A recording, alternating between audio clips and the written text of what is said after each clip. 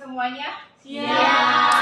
Bagaimana kabarnya hari ini Bapak Ibu? Semoga kita semua dalam keadaan sehat walafiat ya Bapak Ibu semuanya. Saya ucapkan terima kasih atas kehadirannya untuk mengikuti seri atau berbagi mengenai materi yang sudah saya dapatkan selama mengikuti pendidikan guru penggerak, yaitu tentang budaya positif ya. Semoga Bapak Ibu bisa mengambil manfaatnya dari materi ini ya.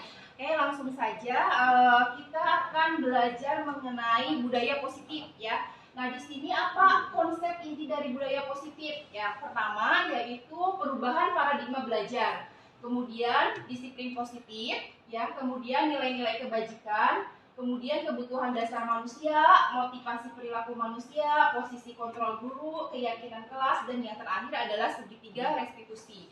Nah, kita akan bahas yang tadi ya. Yang pertama di sini ada pembelajaran dengan paradigma baru ya. Apa itu pembelajaran dengan paradigma baru? Nah, pembelajaran dengan paradigma baru itu pembelajaran yang dirancang berdasarkan pembelajaran berdiferensiasi ya Bapak Ibu. Nah, sehingga peserta didik ini belajar sesuai dengan kebutuhannya ya. Misalnya anak yang membutuhkan kinestetik, berarti dia belajar dengan geraknya seperti itu ya. Oke, lanjutkan. Nah, kemudian banyak miskonsepsi tentang teori kontrol. Yang pertama, ilusi guru mengontrol murid. Yang kedua, ilusi bahwa semua penguatan positif, efektif, dan bermanfaat. Yang ketiga, ilusi bahwa kritik dan membuat rasa bersalah mampu menguatkan karakter. Yang terakhir adalah ilusi bahwa orang dewasa itu berhak memaksa, yaitu padahal sebenarnya tidak boleh ya. Orang dewasa itu tidak boleh memaksa kehendak anak. Ya, oke, selanjutnya next. Nah, kemudian di sini ada tentang mengubah stimulus respon ke teori kontrol. Nah, di sini ada identitas gagal, yaitu hukuman. Hukuman itu tidak boleh ya. Ada kata lain yang lebih sopan dari hukuman ya. Nanti kita akan bahas satu persatu. Kemudian ada identitas sukses, yaitu kriterianya disiplin, kemudian konsekuensi dan restitusi ya. Nah, ini hukuman itu apa dampaknya pada murid ya? Murid itu marah, merasa bersalah, kemudian dia merasa direndahkan dirinya. Nah, jadi kita itu tidak boleh marah kepada murid ya. Kemudian konsekuensinya apa? Kehilangan hak anak, kemudian waktu jeda seorang diri, kemudian menjadi penahan. Nah, namun dengan restitusi anak itu menjadi tidak kehilangan waktu, namun bersemangat untuk memperbaiki diri. Jadi muncul dari dalam dirinya sendiri seperti itu. Kemudian yang kedua, tiba-tiba tidak diharapkan atau sangat melukai. Nah, kalau hukuman itu biasanya tiba-tiba ya, kemudian sangat melukai perasaan orang tersebut ya yang kena hukuman. Nah, kemudian konsekuensinya itu sudah diketahui masuk akal. Nah, kemudian restitusinya itu berupa undangan untuk mengadakan restitusi. Nah, kita akan bahas undangan itu seperti apa dalam segitiga restitusi itu. Yang terakhir adalah hukuman itu yang gagalnya itu dibuat oleh guru ya. Kemudian konsekuensinya itu dibuat oleh guru dan murid atau anak didik kita. Kemudian kalau restitusi, nah ini dibuatnya oleh anak, jadi dikembalikan kepada anak. Guru tidak terlibat lagi, tapi guru hanya memfasilitasi saja seperti itu. Kemudian menyakitkan hukuman itu. Kemudian guru menjalani konsekuensi dengan menyalahkan, mengkritik, menyindir atau merendahkan. Nah, kita sebagai seorang guru tidak boleh mempunyai sifat seperti itu ya Bapak Ibu semuanya. Nah, kemudian konsekuensi itu bisa membantu guru menyatakan peraturan, melakukan peringatan, dan menerapkan konsekuensi. Nah, untuk restitusinya itu bersifat menguatkan. Kemudian guru menyebutkan keyakinan kelas. Nah, mungkin dulu kita pernah mendengar kata kontrak belajar. Nah, sekarang di kurikulum Merdeka itu diganti menjadi kata keyakinan kelas. Kenapa diganti menjadi keyakinan kelas? Karena isinya meyakinkan setiap siswa atau setiap peserta didik ya. Kemudian membimbing kerangka acuan berpikir restitusi pada murid atau anak. Oke, next selanjutnya. Nah, apa arti disiplin itu sendiri. Coba Bapak Ibu, apa sih sebenarnya disiplin itu? Ada yang tahu tidak? Konsekuen. Apa? Pak Ustadz, konsekuen. Oke, terus apa lagi? Apa lagi Ustadz? Tanggung jawab. Oke, Bu Nuni. Terus apa lagi? Disiplin itu apa? Menaati peraturan. Mentaati peraturan. Terus apa lagi? Apa? Efektivitas. Oh, efektivitas. Oke, boleh. Nah, itu semua yang dikatakan oleh Bapak Ibu semuanya itu benar ya, itu adalah disiplin.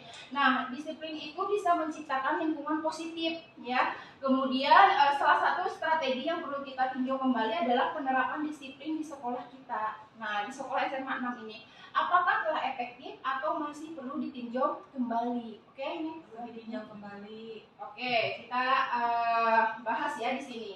Nah, di sini ada disiplin positif. Apa itu disiplin positif? Merupakan salah satu cara penerapan disiplin yang bertujuan untuk menumbuhkan kesadaran serta memberdayakan peserta didik dengan tanpa, nah di sini tanpa imbalan, penghargaan atau reward, ancaman atau hukuman. Dulu kita mengenal istilah reward dan punishment. Nah, sekarang tidak ada lagi istilah reward dan punishment itu. Jadi kita tidak boleh memberikan kepada anak itu reward maupun punishment, ya. Tapi harus diganti dengan yang akan kita bahas sekarang. Oke, next selanjutnya. Nah, harus diganti dengan ini self awareness. Jadi apa namanya? Kesadaran dari diri sendiri, dari muridnya sendiri. Nah, kalau muridnya sudah sadar sendiri, otomatis dia akan melakukannya itu dengan senang hati. Ya, jadi tidak mengharapkan adanya nanti, saya nanti ada hadiahnya, gitu, ada rewardnya, tidak. Nah, kemudian nanti kalau saya tidak berbohong.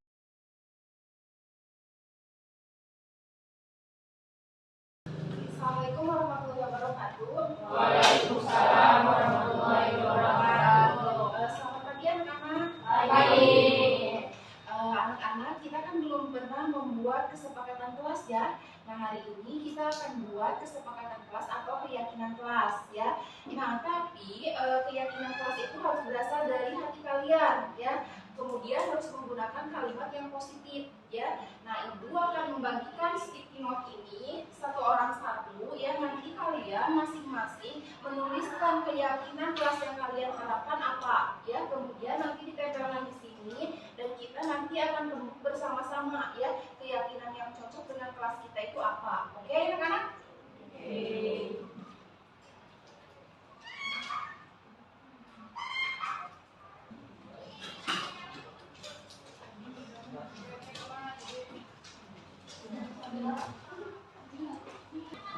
Ayo silakan ditulis keyakinan kelas yang ingin kalian buat seperti apa ya. Satu-satu. Kalau ada bagian ada lagi sisanya nggak di sebelah sini? Nah, ini ada.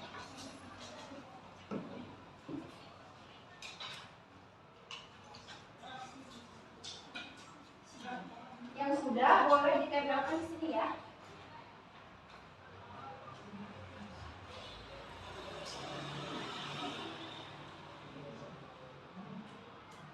Boleh ditempelkan di sini.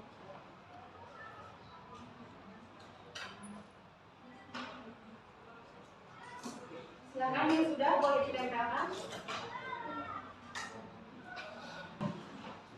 Ya, silakan. Nah, boleh.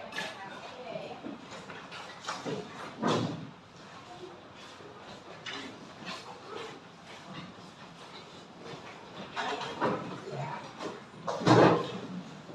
Oke, ada yang apa?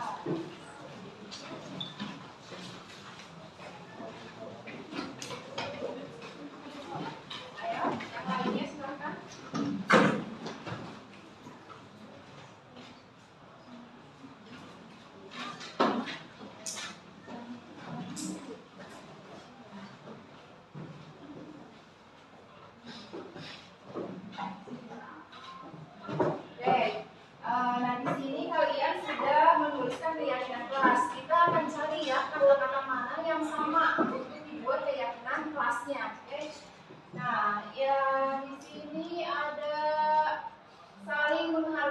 menghargai dan berkata sopan. Oke.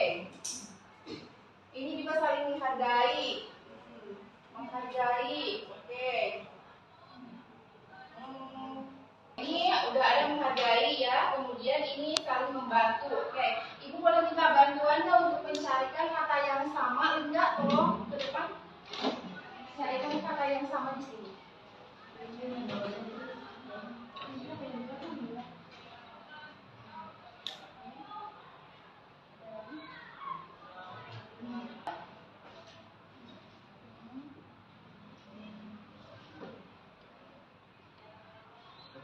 Oh, sudah tidak ada lagi. Oke, terima kasih Linda.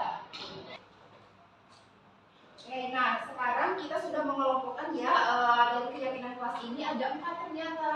Yang pertama itu adalah hadir di sekolah tepat waktu ya. Berarti yang pertama keyakinannya itu adalah hadir tepat waktu. Oke. Kemudian yang kedua di sini adalah saling berjaga sikap satu sama lain, saling menghormati, saling menghargai. Berarti apa coba kira-kira keyakinan kelasnya? Saling menghargai. Oke, saling menghargai dan menghormati satu sama lain.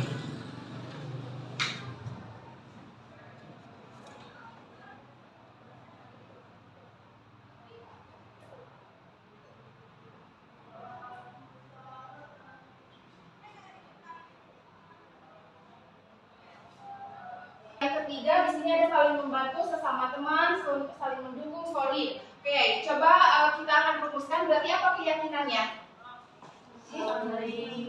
Saling apa? Menjaga kekompakan. Saling menjaga kekompakan. Oke, awal boleh dituliskan ke depan.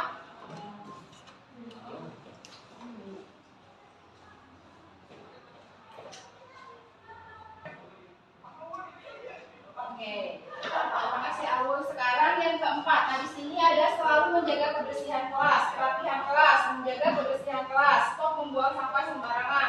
Ayo saling jaga kebersihan kelas. Nah berarti itu kita rumuskan apa kira-kira? Menjaga kebersihan. Menjaga kebersihan. Oke, Muhammad Yasin, boleh dituliskan ke depan?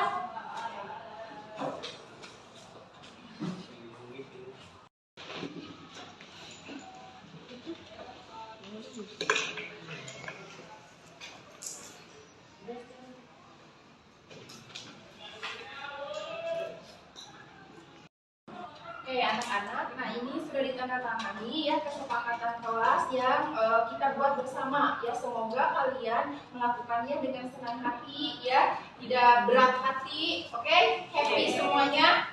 Oke, terima kasih ya. Assalamualaikum warahmatullahi wabarakatuh.